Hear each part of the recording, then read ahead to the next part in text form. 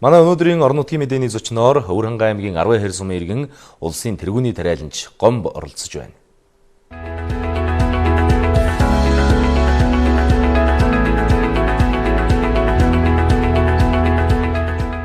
Тариаланчдын маань бүтэн жилийнхээ нөр их хөдөлмөрийг хүртэж хөдөлмөрийнхөө үр шимийг хүртэх энэ сайхан өдрүүд үргэлжилж байна. За яг энэ цаг мөчид бид бүхэн Өвөрхангай аймгийн 12 хэр сумын Монгол улсын тэргүүний тариаланч Гомбтой ярилцахад бэлэн болоод байна. Таны хувьд бол аймагта туршлагдсан олон жил энэ газар тариалангийн салбарт ажилласан хүн байгаа. За энэ жил ургац хэр арвин байна. Энэ жил нь ургац сайхан байна. Гадны нөлөө мөндөрсөн дөр ороогүй учраас тэгэл бусад юм технологиор хийгдсэн төмс маань хураагаад дууслаа. Манай өөрийнх нэг 0.6 га тариасан. Тэгээд нэг 20 гаруй тонн ургас авлаа. Энд ч одоо нэг гаагаас 350-60 центр авсан гэсэн үг.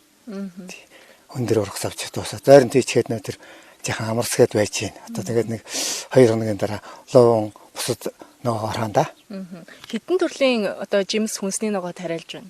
За маш нэг 6 төрлийн жимтэй тийм дөө янз янзын төсөр байгаа. Та бүхний хувьд бүтэн жилийн хөдөлмөрийг үнэлээд ингээд ургацаан тариад хураагаад аван. За хурааж авсны дараа борлуулах тал дээр ер нь яаж борлуулдаг юм бол аймаг орон нутгаас бас энэ тал дээр хэрхэн хамтран ажилладаг юм болоо? За манайх бол ер нь химийн бордоо айлтгийн хорц бодисод хэрэглэдэг учраас манай ногоо бол чөлөөтэй борлогдно, худалдаа авахчтай.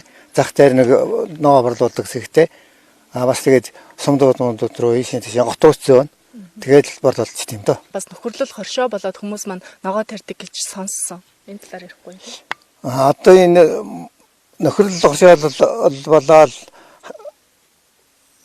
нэлээд хэдэн талбай сүүлийн жилүүдэд тийм хөдөлгөөн өрнөд ажиллаж байна.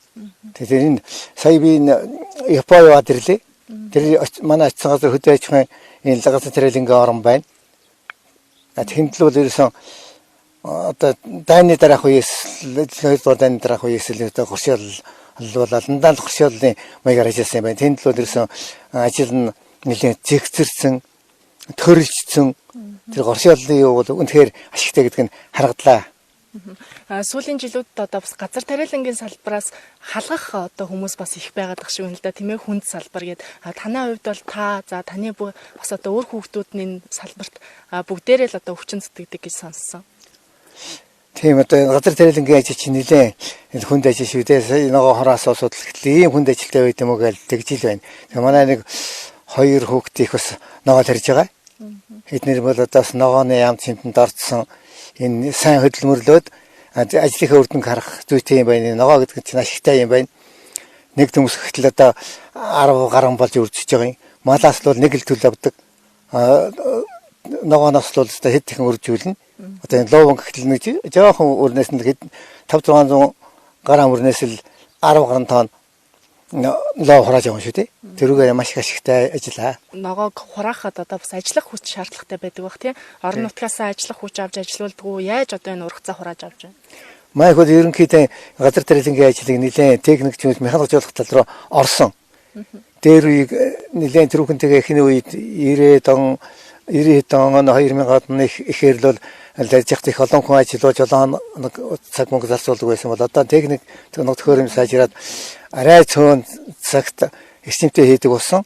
Тэгтээ бол одоо намар хавар тариалтын үеэр нэг 10 гаруй хүн, намар урга сураалтын үеэр нэг 14-5 хүн ажиллаулдаг. За баярлалаа. Тэгэхээр та ярилцлагын төгсгөлд бас олон жил энэ салбарт хүчин зүтгэж байгаа хүний хувьд залуу тариаланчтай хандаж сургамж зөвлөгөөгөө өгөх баха гэж бодож байна.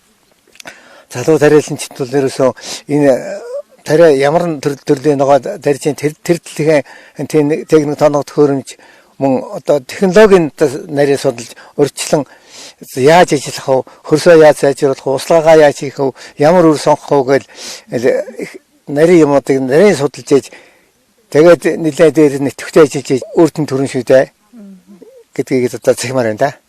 За баярлалаа тань. За үзэгчдээ Монголын мэдээ телевизийн орон нутгаас мэдээлж байна хөтөлбөрийн зочны ярилцлагын цагт Өвөрхангай аймгийн 12 хэр сумын иргэн Монгол улсын тэргүүний тариаланч Гомб өргөдөө оролцлоо.